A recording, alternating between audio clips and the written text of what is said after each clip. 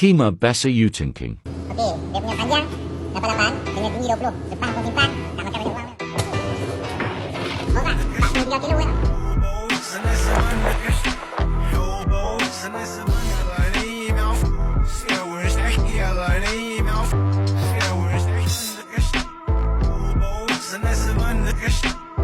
Okey, ini pintu dia. Apa boleh angkut lagi.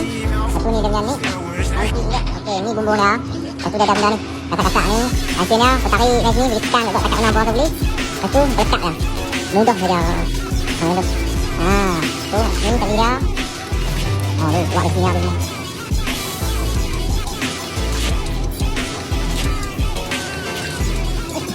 Okey, dia ada dua pintu. Depan dan belakang.